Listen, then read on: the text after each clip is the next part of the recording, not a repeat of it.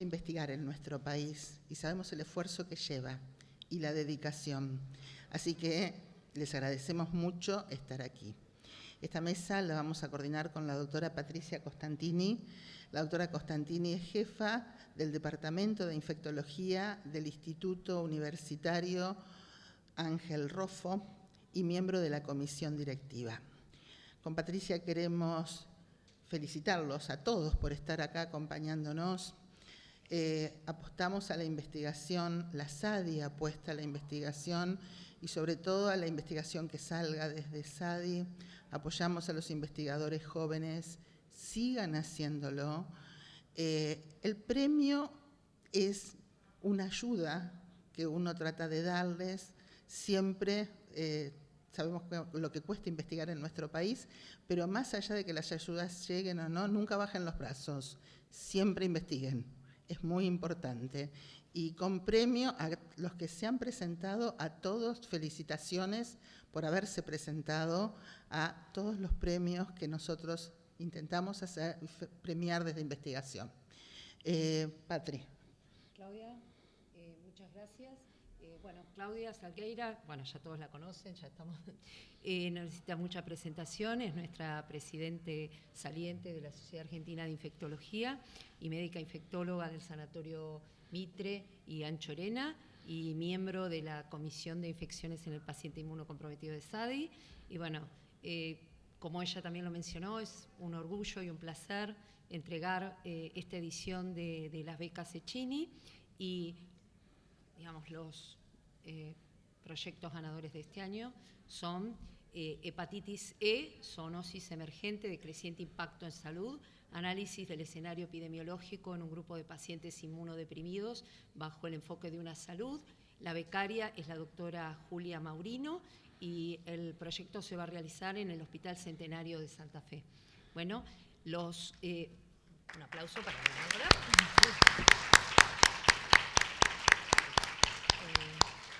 Y, digamos, tanto ella como el otro ganador nos van a presentar brevemente sus proyectos y después en una segunda parte, vamos a ver el avance de los proyectos que ganaron en el periodo anterior.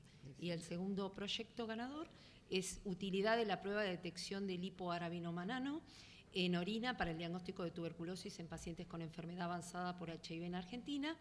El becario es Martín Jaume y lo va a realizar en el Hospital General de Agudo Juan A. Fernández de la Ciudad de Buenos Aires.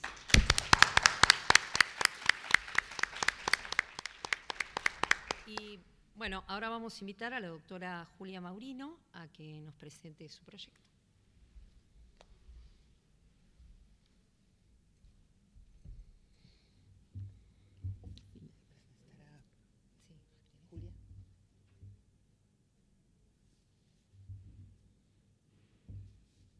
Bueno, buenas tardes y muchísimas gracias a todo el comité y al comité científico por esta oportunidad.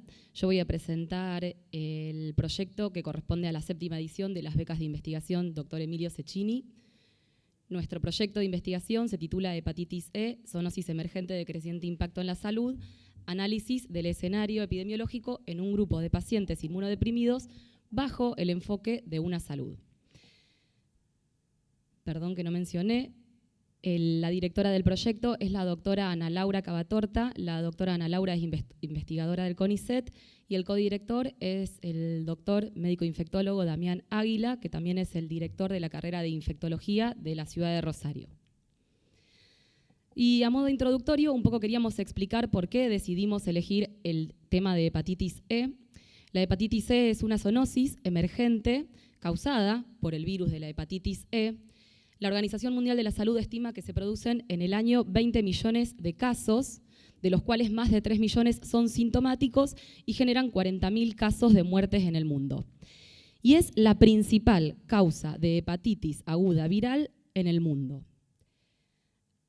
En el último tiempo hay mayor conocimiento respecto a este patógeno. Se conocen al día de hoy 8 genotipos, de los 4 hay 5 que afectan principalmente al ser humano, siendo los más importantes los genotipos 1 y 2, que afectan exclusivamente al ser humano, y los genotipos 3 y 4, que afectan al ser humano, quienes padecen infecciones asintomáticas y lo transmiten al ser humano a través fundamentalmente de la ingesta de alimentos contaminados.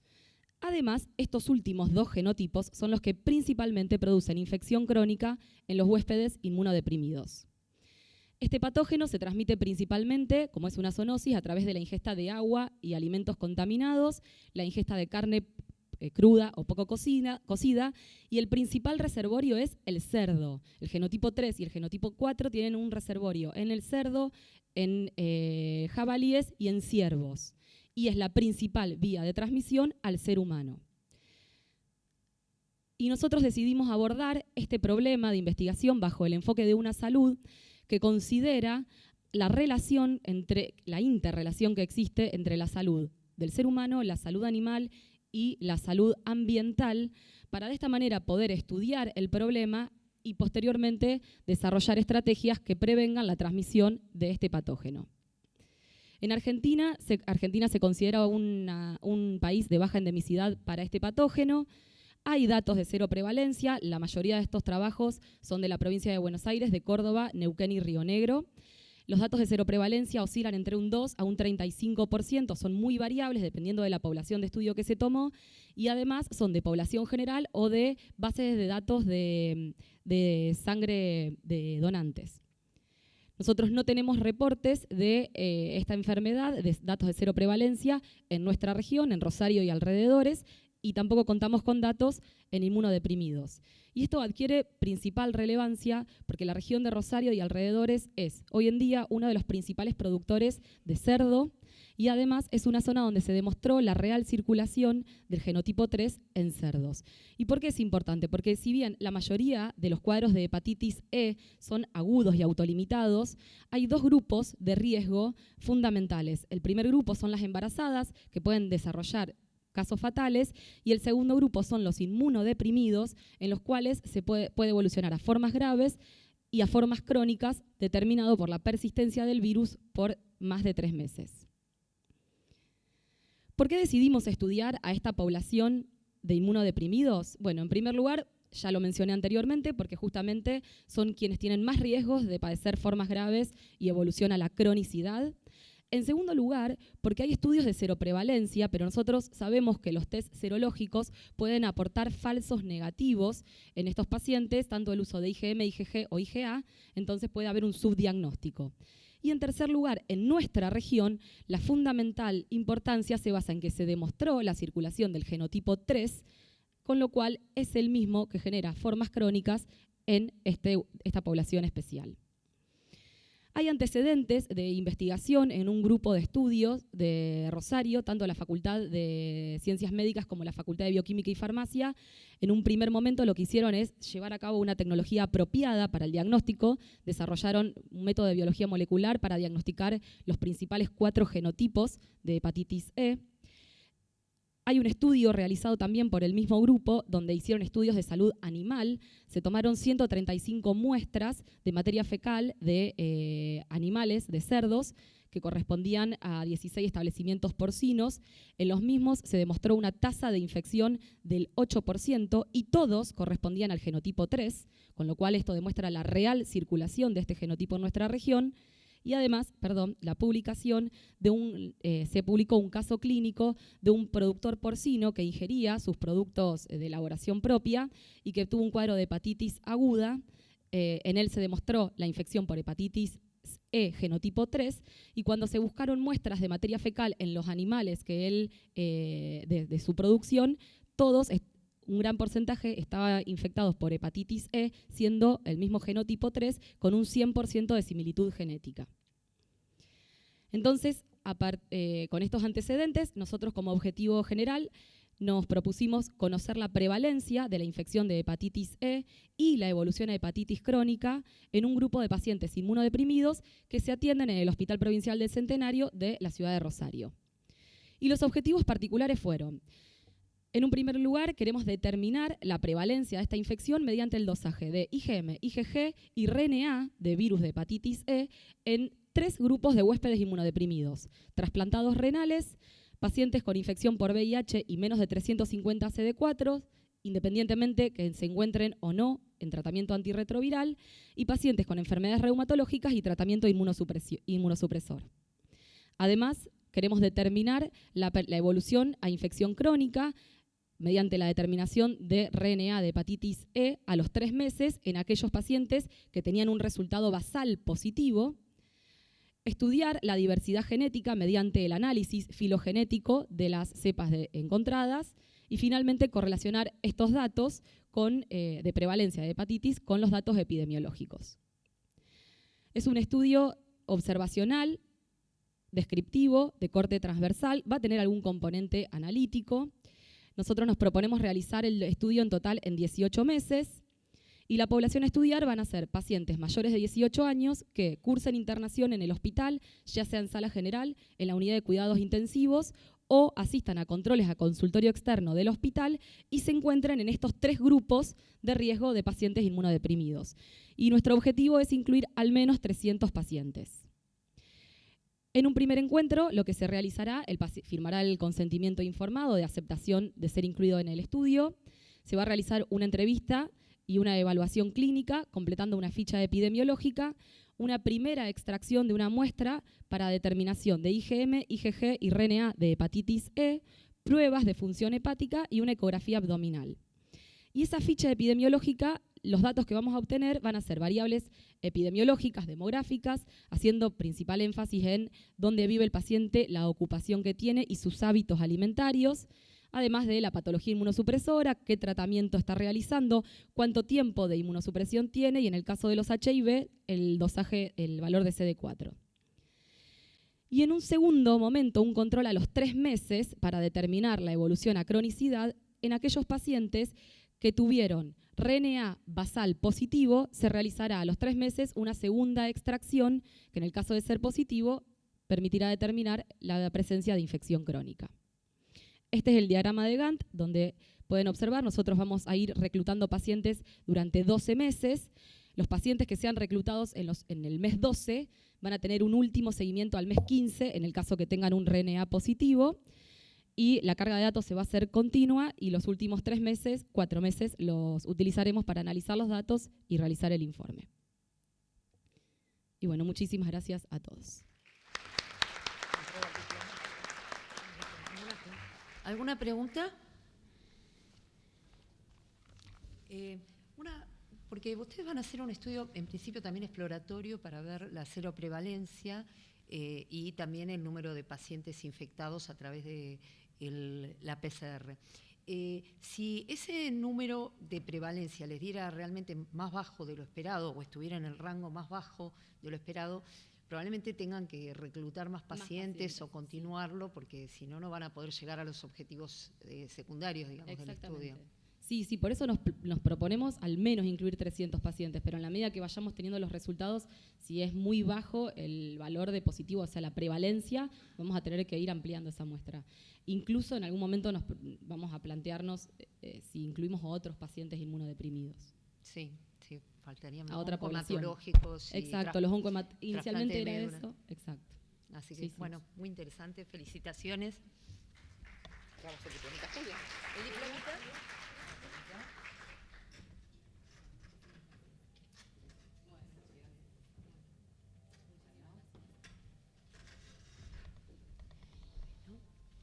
Bueno, vamos a pasar al segundo proyecto ganador y este lo presenta Martín Jaume y el título del proyecto era Utilidad de la prueba de detección del hipoarabinomanano en orina para el diagnóstico de tuberculosis en pacientes con enfermedad avanzada por HIV en Argentina. Bueno, Jaime.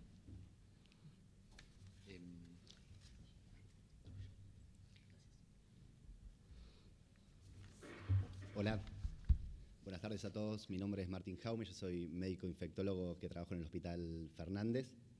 Primero que nada quería agradecer a SADI, a la comisión directiva y al comité científico por la evaluación y la selección de nuestro proyecto de trabajo, que como dijeron se titula Utilidad de la prueba de detección del hipoarabinomanano en orina para el diagnóstico de tuberculosis en pacientes con enfermedad avanzada por VIH en Argentina, del cual yo soy el becario. Tengo a mi directora, que es la doctora María José Rolón, y ahí detrás también todo un equipo de trabajo de colegas infectólogos del hospital y el servicio de microbiología de nuestro hospital, que también están participando en el proyecto. Para ponernos un poco en la temática hacia dónde orienta nuestro proyecto, sabemos que mejorar el acceso al diagnóstico temprano de la tuberculosis es uno de los pilares fundamentales para lograr la estrategia propuesta por la Organización Mundial de la Salud de control de la tuberculosis. Sin embargo, eso en la práctica sigue siendo un verdadero desafío diagnóstico por un montón de cuestiones problemáticas, pero especialmente en personas con VIH que se presentan con enfermedad avanzada debido a las características propias de la enfermedad, las formas graves, la incapacidad de recolectar un esputo válido, las formas paucibacilares o formas extrapulmonares que dificultan la obtención de una muestra invasiva representativa. Entonces, permanentemente sabemos que vienen desarrollándose nuevos métodos diagnósticos, sobre todo métodos moleculares como el ExPER y el ExPER Ultra, que tienen un muy buen rendimiento, pero que también nos encontramos con ciertas limitaciones en la práctica, en términos de disponibilidad, de acceso, de costos, o de tener también la muestra correcta para poder procesarlo y que sea procesado en los tiempos adecuados. Entonces, se siguen desarrollando nuevos métodos diagnósticos, principalmente de tipo moleculares, y es acá donde entra la técnica que queremos aplicar, que es en base a la detección de un antígeno que se llama lipoarabinomanano, o comúnmente llamado LAM, que es un glicolipio que se encuentra en las envolturas de las micobacterias y que representa un marcador de tuberculosis activa que se puede detectar en distintos tejidos, sobre todo en orina por mecanismos de filtrado y concentración en ese sitio, y especialmente se puede detectar en personas con enfermedad por VIH en estadios avanzados de la enfermedad, donde su concentración está demostrado que es inversamente proporcional a los valores de CD4, o sea que a valores de CD4 más bajos, mayor capacidad de detección de este antígeno en la orina. Frente a esto se han desarrollado métodos de diagnóstico, principalmente por inmunocromatografía, de distintos laboratorios a nivel mundial, que representan tener ciertas potenciales ventajas comparado contra métodos tradicionales, ya sea en términos de que primero se realiza sobre una muestra de orina que es de fácil recolección, que estos métodos de inmunocromatografía son de la famosa tirita reactiva, o sea que son de tipo point of care en el sitio de atención del paciente, con resultados rápidos en 25 minutos para este tipo de método, a un bajo costo comparado con otros métodos que por ahí tienen un costo mayor elevado, que no requieren de gran infraestructura ni capacitación del personal. Cualquier personal de salud mínimamente capacitado lo puede realizar, y que, como les decía, su rendimiento mejora a medida que menor recuento de CD4 tiene el paciente, que es por ahí la diferencia también con algunos de los métodos convencionales, donde cada vez se hace más difícil el diagnóstico. Luego de su desarrollo, que fue a partir más o menos del 2010, para ponernos en fecha, se empezaron a publicar muchos trabajos que evaluaban la precisión diagnóstica de estos métodos en términos de sensibilidad y especificidad, sobre todo, o la mayoría de ellos en países del continente africano, con definiciones operativas muy variables y resultados muy variables. En el año 2019 se publicó una revisión sistemática del grupo Cochrane, que recolectó la mayoría de estos trabajos publicados hacia esa fecha, que lo mismo, vio que eran trabajos muy heterogéneos con términos de sensibilidad global del 42%, y esta sensibilidad mejoraba en pacientes que estaban internados o gravemente enfermos. Y lo otro que veían, esto que les comentaba antes, que la sensibilidad mejoraba a medida que bajaba el recuento de los linfocitos TCD4. Y lo que sí tenía este método era una alta especificidad en todos los casos. Entonces, en base a esto y a otro montón de cuestiones, existen hoy por hoy vigentes recomendaciones de la Organización Mundial de la Salud para lo que es el enfoque de la atención de los pacientes con VIH con enfermedad avanzada, incluido la incorporación de métodos moleculares que busquen la rápida detección de infecciones oportunistas, especialmente la tuberculosis, la histoplasmosis y la criptococosis. Y la Organización Mundial de Salud también elaboró recomendaciones específicas con respecto a la prueba de la detección del LAM en el año 2015 y reforzó sus recomendaciones con pequeños cambios en el año 2019. El problema es que, más allá de que están esas recomendaciones escritas, todavía no se logró la plena incorporación en la mayoría de los países, incluido Latinoamérica e incluido nuestro país. Por lo tanto, no tenemos datos locales sobre su utilidad en la práctica diaria, ni tampoco información que permite incorporar recomendaciones locales para guiar su uso en la práctica. Entonces, nos planteamos como hipótesis que la incorporación de este método a un paquete de un algoritmo diagnóstico podría ser como una herramienta adicional que permita optimizar el diagnóstico de la tuberculosis y mejorar todas las consecuencias de eso, o sea, tener un pronto tratamiento y mejorar la morbimortalidad asociada. Entonces, para dar respuesta a esa hipótesis, nos propusimos un trabajo cuyo objetivo primario es determinar la proporción de personas con VIH que tengan un resultado positivo para la prueba del TB-LAM y como objetivos secundarios exploratorios evaluar la precisión diagnóstica en términos de sensibilidad y especificidad de esta prueba comparado contra estándar de referencia, tanto microbiológico como compuesto, que incluye lo que es la definición de tuberculosis probable en base a la clínica, las imágenes y la respuesta a un tratamiento empírico. Otros objetivos secundarios de evaluar la posible asociación con distintas variables clínicas, demográficas, relacionadas al HIV y a la tuberculosis con respecto a los resultados de la prueba, evaluar la cuestión de temporalidad en términos de tiempo diferencial, tanto desde la disponibilidad del resultado del TB-LAM contra las pruebas convencionales y también desde el resultado disponible hasta el inicio del tratamiento. Y por último, hacer un análisis exploratorio de la mortalidad en este grupo de pacientes y evaluar su posible asociación con los resultados de la prueba. Para eso diseñamos un estudio tipo descriptivo de una corte prospectiva de personas con VIH que se atiendan en nuestra institución, en el Hospital Fernández, tanto ambulatorio como internados, incorporando esta prueba a un algoritmo vigente que ya lo trabajamos día a día en el hospital, que utiliza estos métodos rápidos para la detección de otras infecciones oportunistas. Entonces, la población objetivo a evaluar son pacientes adultos mayores de 18 años que tengan su infección por VIH confirmada y que se presenten en nuestra institución en alguna de las siguientes condiciones, que ya sea una enfermedad por VIH en fase avanzada, definida como un recuento de linfocitos TCD4 por debajo de 200, o un evento clínico correspondiente a la categoría 3 o 4 de la Organización Mundial de la Salud, que son principalmente enfermedades relacionadas y marcadoras de SIDA, o que se presente, que es muy frecuente en la práctica, con un estadio inmunológico desconocido, o sea que no tenga un recuento de CD4 reciente. Como criterios de exclusión, que no haya recibido tratamiento, incluido quimioprofilaxis para una tuberculosis latente en los últimos 3 meses, que no tenga el antecedente de una tuberculosis, ya sea probable o confirmada en el último año, y que no sean pacientes que si bien puedan tener un bajo recuento de CD4, que se encuentren asintomáticos, recibiendo tratamiento antirretroviral y que se encuentren indetectables. Entonces, a todos los pacientes que cumplan con esos criterios de elegibilidad y se haga la correcta toma del proceso de consentimiento informado, se van a llevar a cabo los procedimientos que incluyen en primera instancia la realización de un método POC para la rápida estadificación inmunológica, que es un método de tipo cualitativo que determina si el paciente tiene por arriba o por debajo de 200 CD4 y simultáneamente se hace la prueba convencional de CD4 por citometría de flujo. En segundo lugar, aquellos pacientes que tengan ese recuento cualitativo por debajo de 200 CD4, se hacen también las pruebas de tipo point of care, que hoy por hoy son el estándar en nuestra institución, que son la rápida búsqueda de histoplasmosis en orina y criptococosis en suero. Y adicionalmente lo que incorpora entonces nuestro proyecto es incorporar la prueba rápida del LAM en una muestra de orina de esos pacientes. Vamos a utilizar un método que es del laboratorio Abbott, que es una tirita reactiva, donde no requiere ningún tipo de procesamiento, directamente de la recolección de la muestra.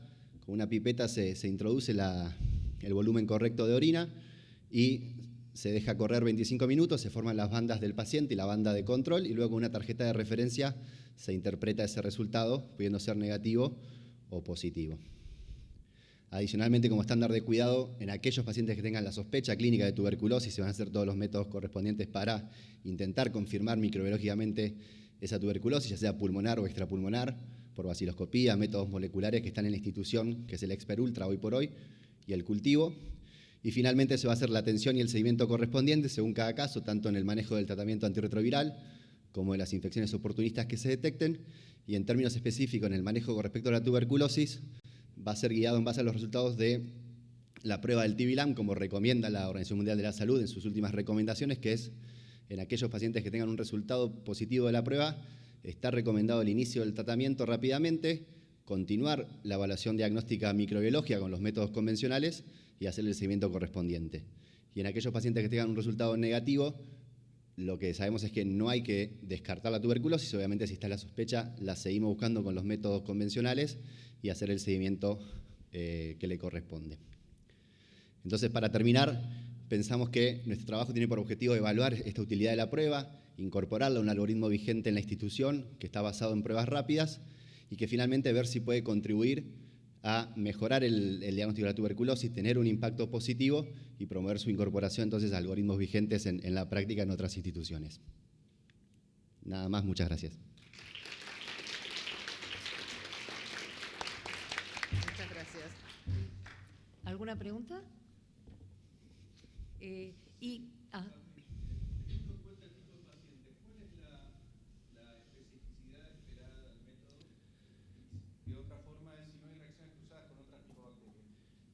La molécula no es específica de Mycobacterium tuberculosis, podría estar en otras micobacterias no tuberculosas.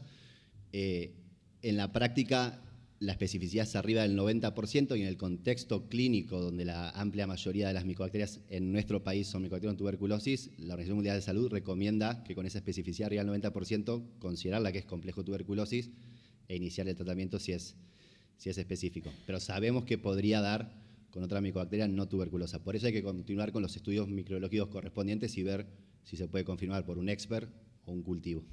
¿Y van a estratificar en base a los CD4 la sensibilidad? Sí. Sí, lo resumí, pero en el análisis estadístico está planteado en ese plan estadístico hacer también el subanálisis estratificado, viendo que mucha de la evidencia demuestra que es mejor en los grupos por debajo de 50 y por debajo de 100 sobre todo. Bueno, ¿y qué prevalencia de la última? ¿Qué prevalencia de TBC esperan encontrar? ¿Cuántos pacientes esperan incluir? Las dos preguntas. Por distintas limitaciones operativas de tiempo, recursos, no hicimos un cálculo formal del tamaño muestral como nos hubiese gustado, pero esperamos, lo que sí hicimos es un análisis viendo el tiempo que tenemos de trabajo, los recursos disponibles y conociendo cuál es la realidad de nuestra institución en base a cuántos pacientes atendemos con estas características a lo largo de ese periodo de 18 meses. Estimamos poder incluir alrededor de 150 pacientes. Sabemos que lo mejor hubiese sido hacer el cálculo formal de tamaño muestral, pero por ahí requiere un proyecto a mayor escala, que esperamos que se pueda hacer, pero eso es nuestro objetivo. Y hoy por hoy la tuberculosis también sabemos que en nuestro medio y al nivel más chiquito de nuestra institución es la infección oportunista más frecuente, con un 30% por lo menos de todas las infecciones oportunistas que diagnosticamos. Bueno, muchas gracias. Muchas gracias. Gracias.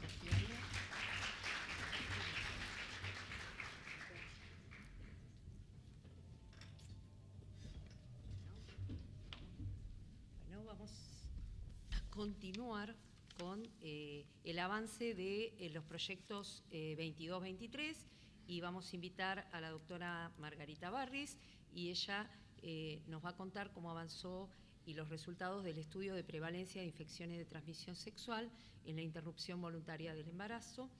Y ella, bueno, es del Laboratorio de Virología del Hospital de Clínicas, es uno de los centros donde se realizó el estudio.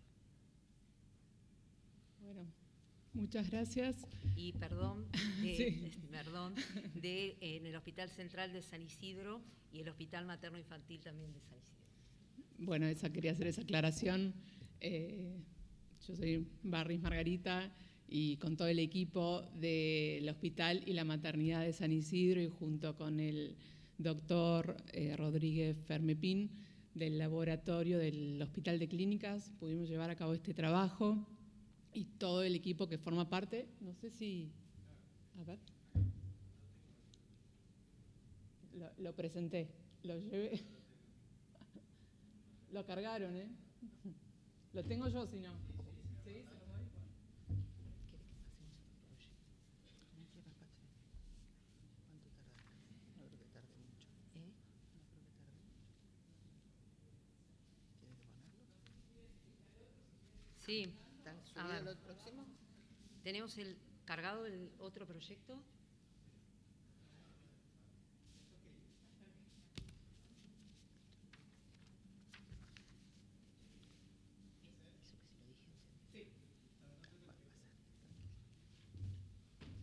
Bueno, ahora sí, volvemos a empezar.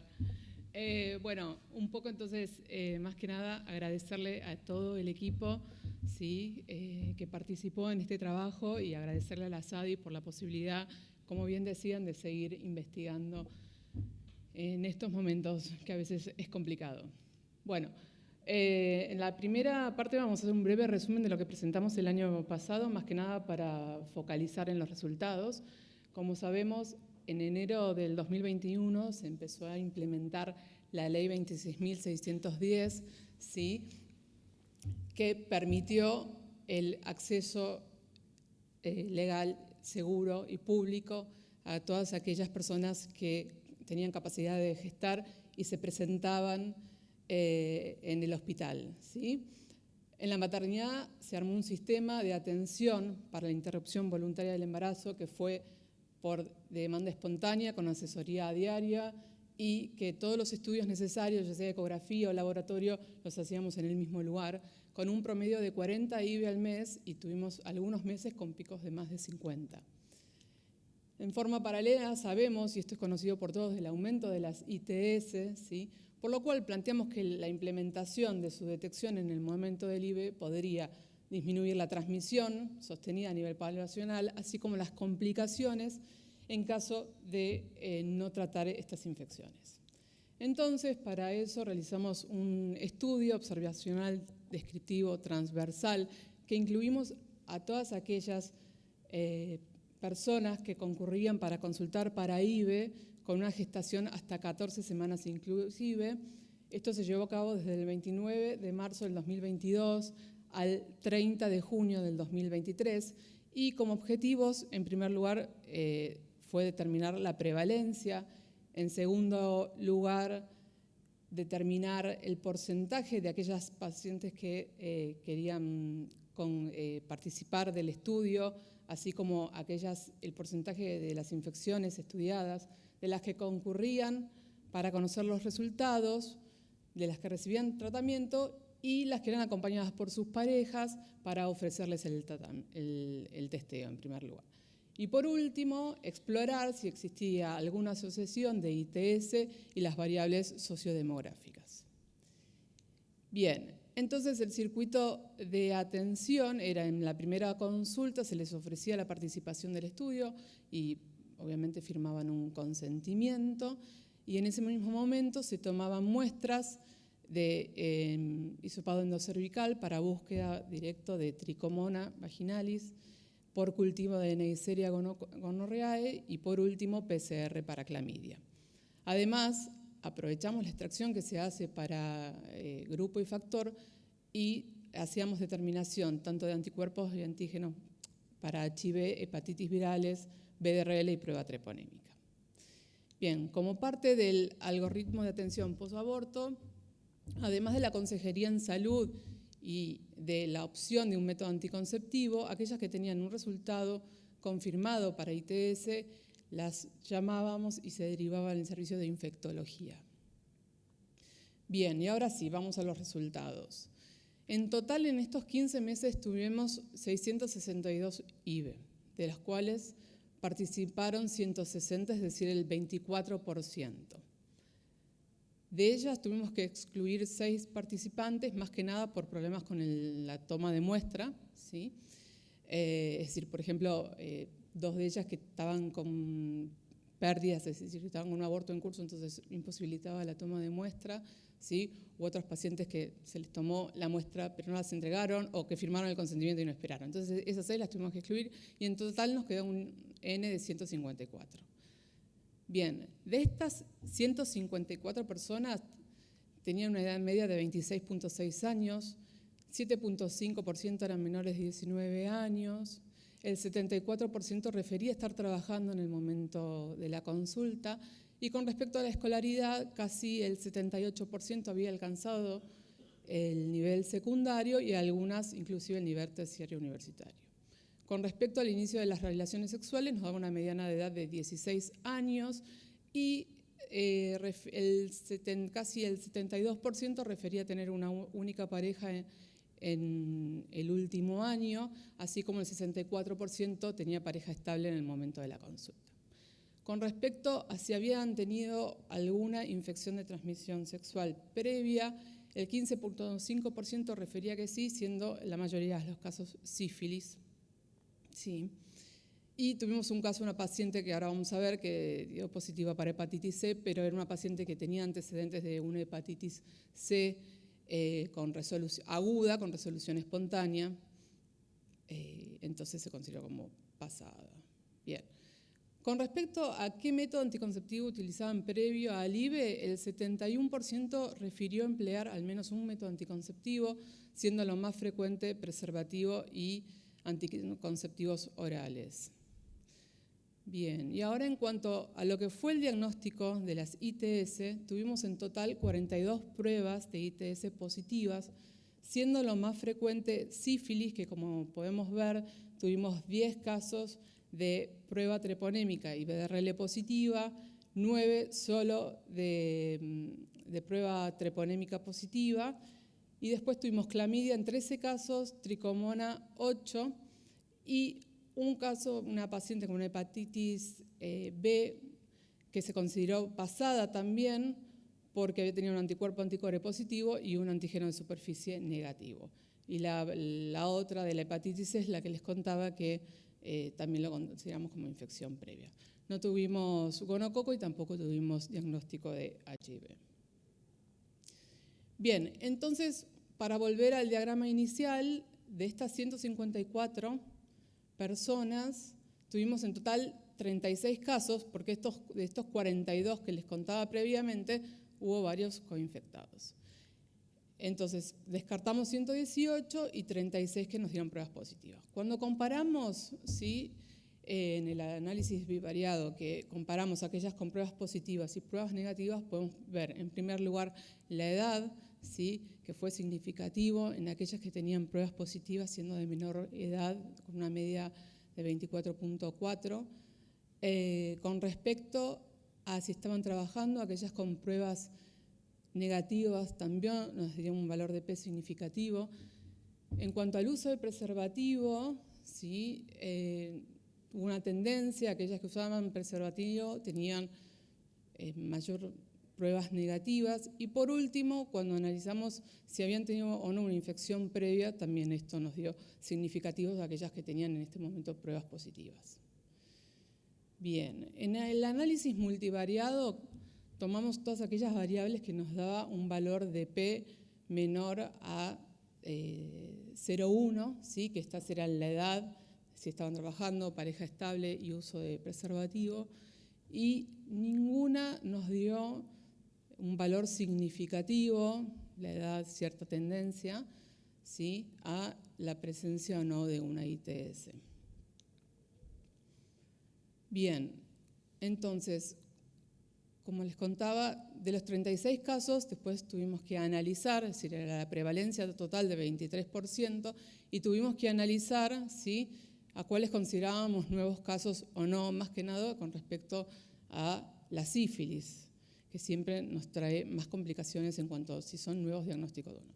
Entonces, ahora cuando vemos la prevalencia por cada ITS, sífilis en total tuvimos 19 casos, es decir, el 12.33%, de los cuales 4 fueron nuevos diagnósticos, 2 eran reinfecciones y 3 eran infecciones pasadas. En cuanto a clamidia, nos dio una prevalencia de 8.4 y tricomona de 5.19. Tuvimos 3 pacientes que tenían coinfecciones, es decir, 2 clamidia y tricomona, y otra que tenía sífilis y tricomona. Bien, con respecto al seguimiento de estos 36 casos, hicimos contacto telefónico en 32, es decir, el 88%, y consultaron el 84%. Todas ellas se encontraban asintomáticas al momento de la consulta, salvo 5 participantes. Y el testeo de las parejas solo lo pudimos hacer en 6 casos, ¿sí? Una de ellas nos dio sífilis, que no concurrió al tratamiento, y dispensamos tratamiento en 5 oportunidades, ya que 2 presentaban tricomona y 3 presentaban clamidia. Bien, en cuanto a la consulta de anticoncepción posterior al IVE, sí, concurrieron casi el 52%, un 7.1% decidió continuar con el embarazo y, podemos ver que en general optaron por anticonceptivos orales, ¿sí?, con mayor frecuencia,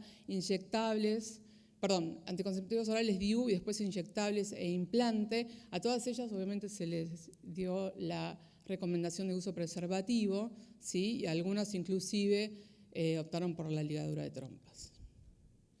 Bien, ahora entrando a la discusión, rápidamente hicimos una búsqueda en la bibliografía, ¿sí?, de otros estudios a nivel internacional, 2 en Suiza y otro en Singapur, otro en Estados Unidos, que nos da una prevalencia, les da una prevalencia de entre el 8 y el 13% más que nada se focalizaban siempre en clamidia y Neisseria. Bien, y ahora para hablar un poco de las limitaciones, creemos que, bueno, en primer lugar, tuvimos menos participación por el tipo de toma de muestra, ¿sí? Que tuvimos que hacer hisopado endocervical. Esto obviamente resulta una prueba más invasiva, ¿sí? Que una simple prueba de orina. Lo que pasa es que no contamos con métodos moleculares para hacer gonococo, que después el 40% no regresó a los controles posteriores, por lo cual fue como una pérdida de una oportunidad para reforzar la prevención de ITS y la elección de algún método anticonceptivo, y el testeo de pareja fue bajo.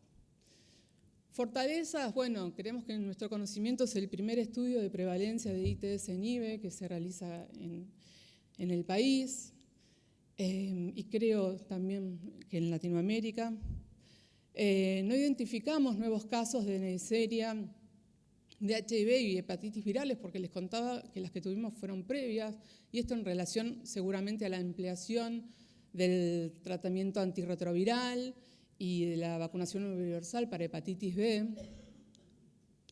Y pudimos realizar un circuito de testeo de clamidia con derivación de las muestras, sabiendo las dificultades que tenemos a nivel nacional y público para estudiar clamidia. Bien, por último, como bien comentamos, la mayoría de las pacientes estaban asintomáticas, fue la única manera de encontrarlas, tratarlas, testearlas y tratarlas. Bueno, como conclusión podemos decir que es una población en riesgo, ¿sí? Y que considerando que es el único acceso que tienen al sistema de salud, la consulta de IBE sería un buen escenario de testeo para aquellas personas que tengan una edad media de 24 años, que tengan un antecedente, una ITS previa inconsistencia en el uso de preservativo.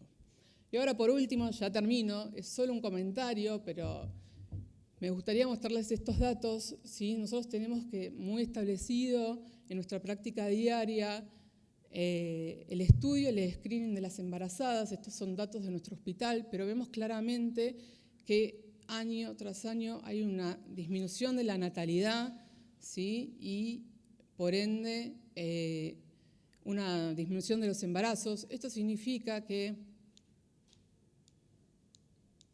se trabó.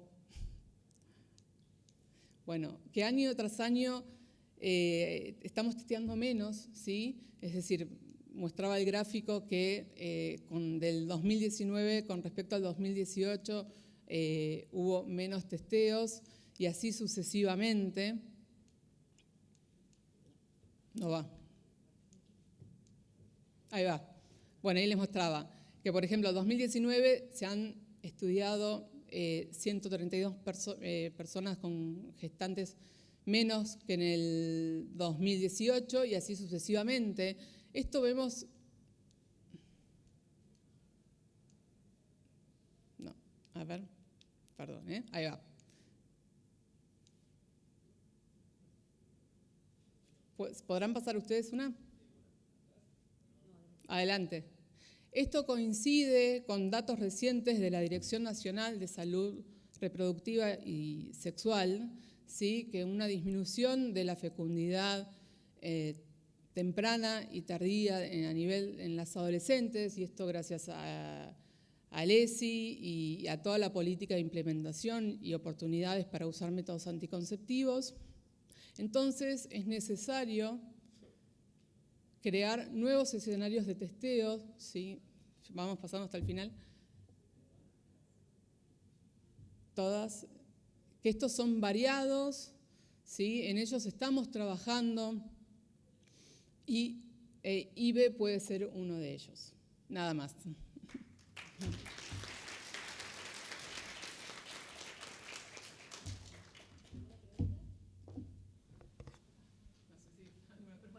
Muchas gracias. Muchas gracias.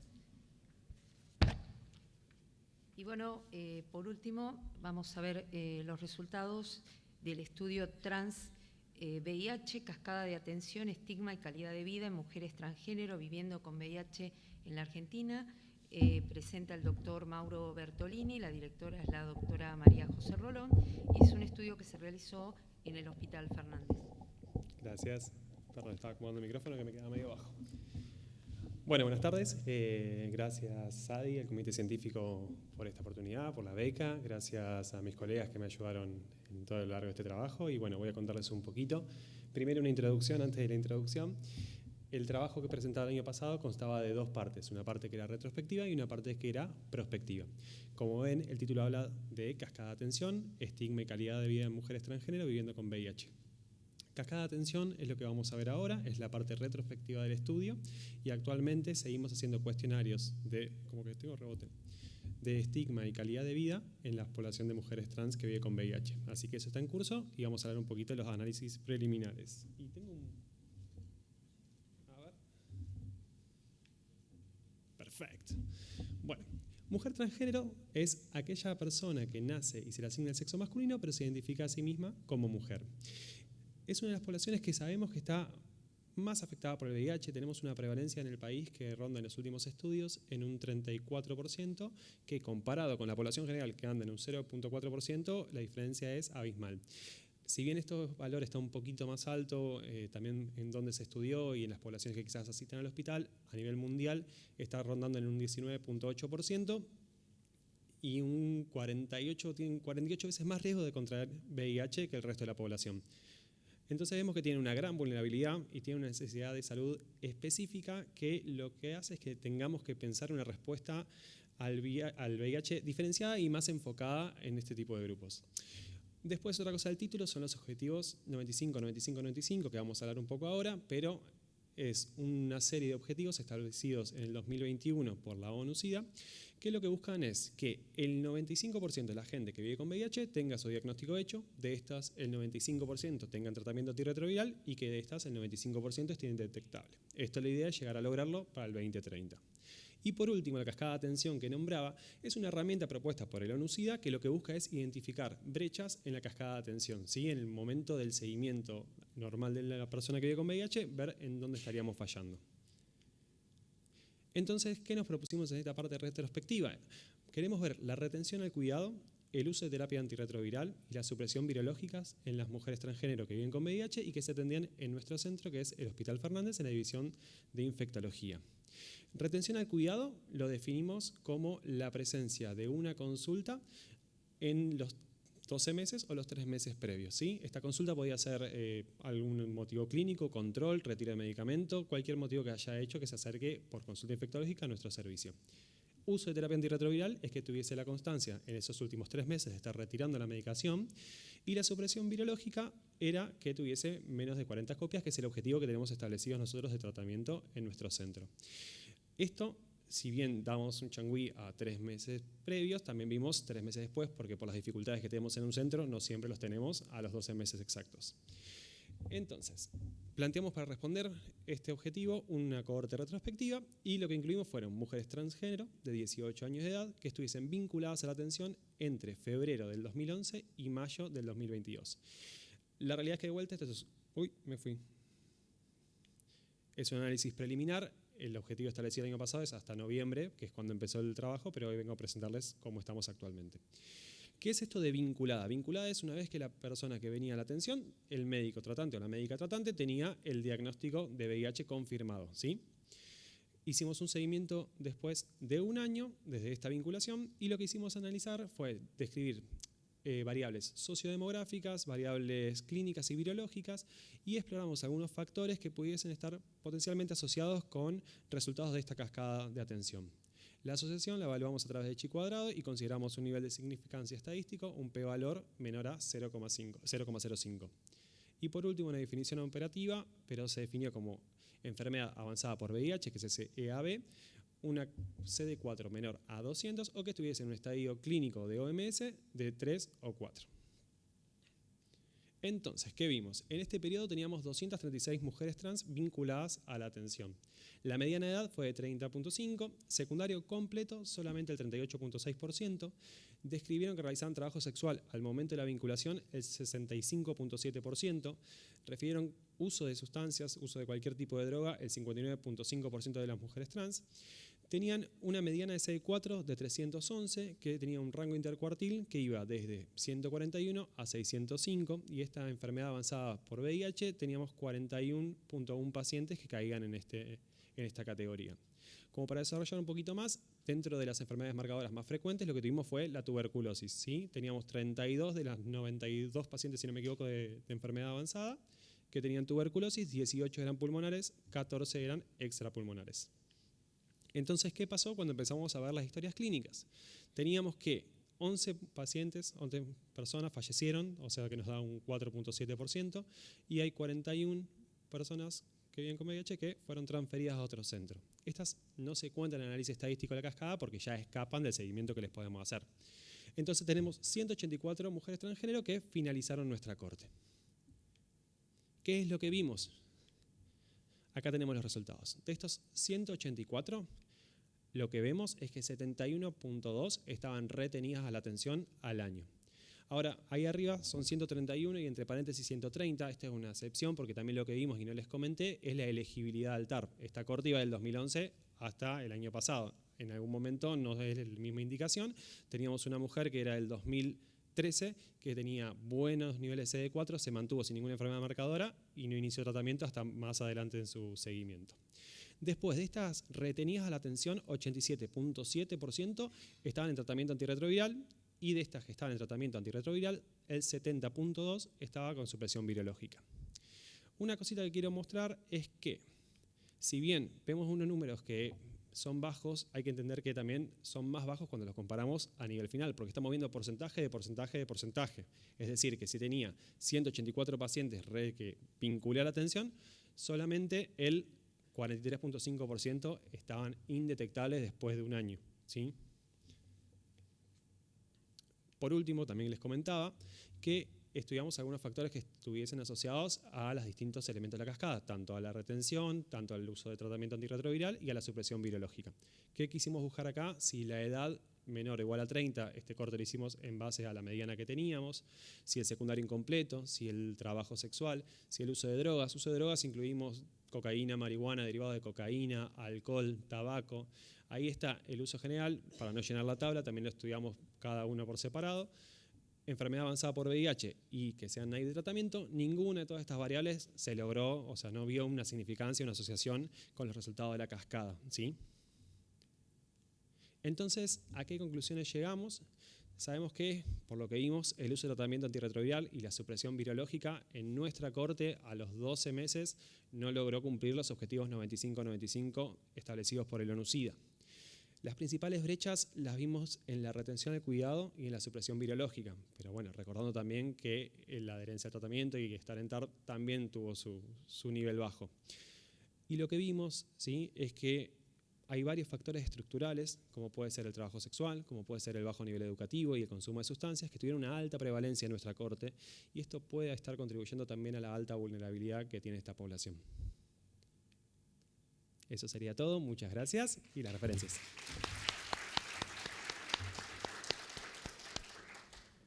¿Alguna pregunta? Sí. ¿Tienen algún seguimiento de incidencia, no de prevalencia, para saber si vamos mejor o peor? Es que, ¿vos querés saber con quién? ¿Con la misma población? Sí. Es que esto básicamente es una incidencia, o sea, son cortes que la estamos siguiendo y estoy viendo en cuántas están retenidas, cuántas están en tratamiento y cuántas están suprimidas en este periodo. No hice división en base a los años, ¿sí? Eso se podría hacer un análisis un poco más detallado y estratificado en ese caso, pero no, lo que incluimos fue el general, ajustando principalmente la parte de si era elegible o no el tratamiento, porque esto era la diferencia, pero estar indetectable fue siempre el objetivo de todas estas pacientes, excepto más temprano cuando no tomaba medicación. Ustedes habían hecho un programa de un año, era María José, de ir a captar pacientes anteriormente. ¿Lo siguen haciendo? Porque parecería que sería... Mira, en este momento ese plan todavía no está activo, estamos diseñando distintas estrategias ahora, principalmente en vista de los resultados que tenemos. Lo que estoy intentando hacer, como te comentaba, estamos haciendo ahora la parte prospectiva, que estamos haciendo los distintos cuestionarios, que ya comento es bastante dificultoso a la hora de interrogar a las mujeres, no tanto por la falta de voluntad, porque tienen muchas ganas de hablar y contar las situaciones de vida que tienen, pero contactarlas y encontrarlas. Tengo un listado gigante de teléfonos que estoy llamando hace tiempo y que muchos están sin tono, muchos no responden. Probablemente sea porque tienen una situación distinta de vida, que los teléfonos cambian rápidamente, muchas no viven en los mismos lugares. Entonces, estamos con esa parte de consulta, las entrevistas aprovecho para intentar de captarlas en el servicio, de generar un cierto tipo de consultorio. Intentar hacer algo como efecto bola de nieve y ver si pueden traer a más mujeres trans que hayan perdido esta vinculación, esta retención al cuidado, y ver si a poquito podemos armar algo también con la gente de endocrinología, porque hay mucha mujer trans que se acerca a la consulta muchas veces porque está buscando el tratamiento de terapia hormonal. ¿Qué pasa? Cuando no tienen el resultado o tienen un resultado VIH positivo, de ahí la mandan a VIH, a infectología, y lo que queremos hacer es que vemos que algunas chicas consiguen el tratamiento, lo hacen un periodo cortito, se van a hacer su tratamiento hormonal, y si no hay un control por parte de la gente de endocrinología para decirle, che, vuelan infecto, eso se pierde, y lo vimos. Entonces también queremos ver algo de consultorio en conjunto, o por lo menos el mismo día. No sé si respondí tu pregunta o si hay algún otro. Y una preguntita cortita. Sí, mostraste una mortalidad de 11 pacientes en la corte. Sí. ¿Cuáles fueron las causas? Porque son pacientes Mirá, jóvenes. No lo tengo ahora discriminado, pero teníamos que, si no me equivoco, la mitad de esas pacientes tenían una causa relacionada con el VIH que la pude rescatar por la historia clínica. Y después lo otro que estoy queriendo hacer, un estudio un poquito más complejo respecto a mortalidad, porque es difícil también, te comento problemáticas. Algunas figuran que fallecieron por RENAPER y no tengo constancia del motivo de la causa. Tengo otras pacientes que también fallecieron y que no están en RENAPER, y entonces es como que estoy intentando de poder armar algo que pueda decirte una información verdadera. Porque si te comento algo ahora es en base a números que no me parece que esté bien la información. Bueno, muchas gracias. Muchísimas No, gracias. por favor. Y antes de pasar a los premios que vamos a otorgar, quería agradecer al comité evaluador de SADI, que evaluó todos los proyectos, tanto el año pasado como este año, compuesto por expresidentes de la Sociedad Argentina de Infectología y de comités científicos de SADI, y también el Instituto de Efectividad Clínica y Sanitaria, que evaluó la parte metodológica de los proyectos tanto el año pasado como este. Así que bueno, Claudia, seguimos con...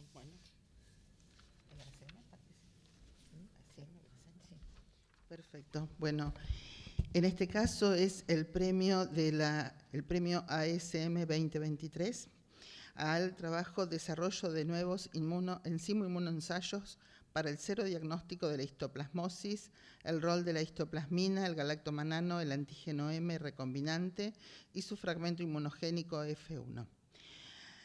Premia al doctor Víctor Briceño, y van a entregar el premio por parte de la ASM Gabriel Gutnick y por parte de SADEVAC Flavia Amalfa.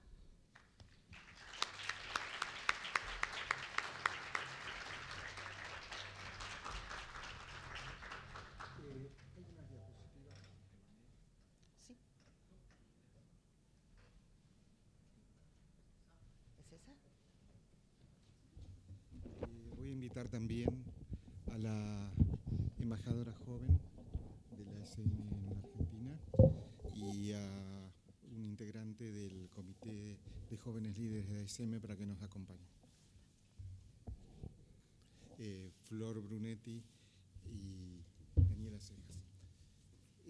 Antes de entregar el premio, voy a explicar por qué hay un premio de ASM.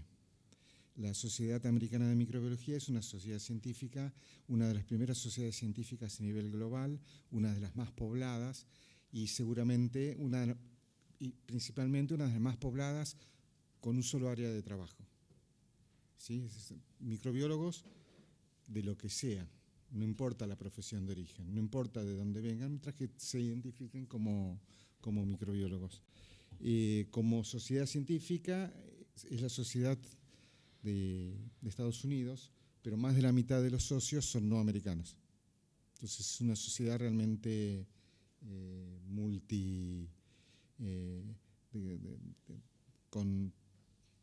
poblada por gente de todo el mundo. desde el punto de vista histórico, para mí ir a los congresos de la ASM, voy a los congresos desde 30 y pico de años atrás, me cambió el mundo. Es decir, esto es ir a un congreso donde todos los líderes de los temas en los que me fue tocando trabajar a lo largo del tiempo, me los encontraba en el mano a mano. Es algo totalmente, es muy lindo leerlos, pero poder hablar con los tipos, estar en los pósters discutiendo con Karen Bush, que yo, cualquiera que trabaje en resistencia a antibióticos los conoce, es algo impresionante. Entonces, sobre todo las reuniones científicas son realmente muy buenas. Y por otro lado, en la siguiente diapositiva, quiero hacerles acordar que más del 40% de los trabajos citados o de las citas de trabajos en el área de microbiología se publican en los journals de la ASM. Digamos, es una asociación que no tiene fines de lucro. Los costos de publicación son para nosotros, porque estamos medio empobrecidos, siguen siendo caros, pero no tienen el precio de las revistas comerciales. Entonces es mucho, y se pueden pedir waivers y cosas por el estilo.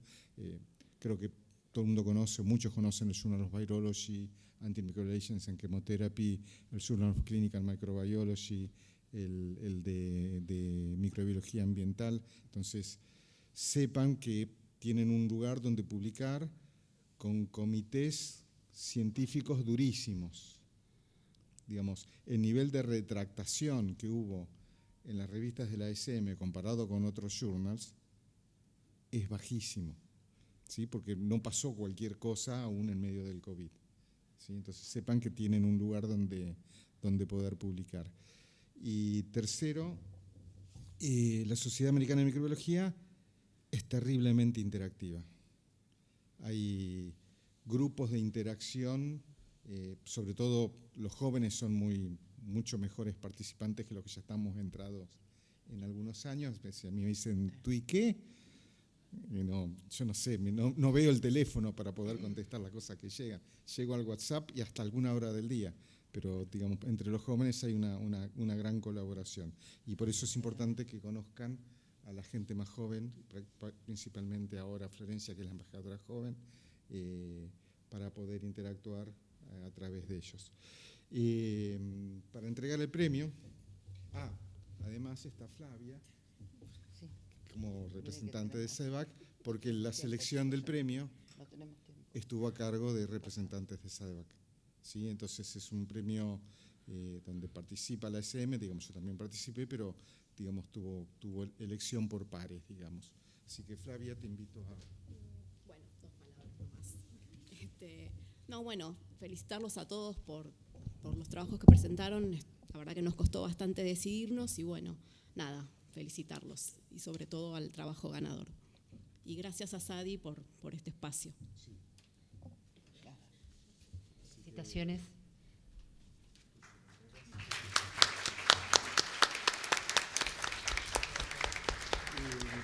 El premio consiste en ser admitido como miembro, digamos sin pagar, por un año, y después hay un paquete de material, digamos, el acceso a libros publicados por la Sociedad Americana de Microbiología online para ser descargados gratuitamente. Bueno, la verdad que no me esperaba el premio. Gracias a todos, al comité y sobre todo gracias a mi director y mi director, que fueron los que me abrieron la puerta en el laboratorio, a mis compañeros que me trataron siempre súper bien, y la verdad que este premio es más de ellos que mío. Yo estoy presentando acá su trabajo, el trabajo de todos, así que es de ellos también. Gracias, igual.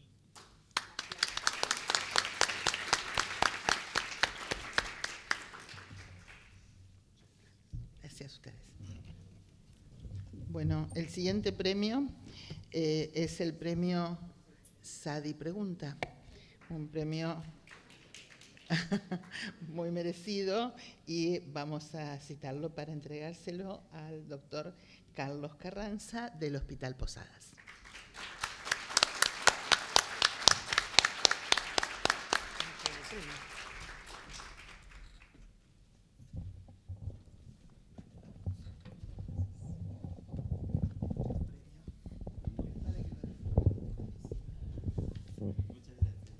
Bueno, Sadi Pregunta fue una actividad nueva que se realizó durante este congreso. Participaron diversas residencias. Fue una actividad interactiva con preguntas. Fue una actividad para que se diviertan. Realmente fue una actividad que resultó muy divertida. Les agradecemos a todas las residencias que participaron y felicitamos al ganador. Pasamos al próximo premio. Y el próximo premio es un premio que otorga Biomerie, uso del panel molecular en materia fecal en pacientes internados con diarrea, la experiencia en un centro de tercer nivel. Es para Andrade de Pino. Invitamos a subir.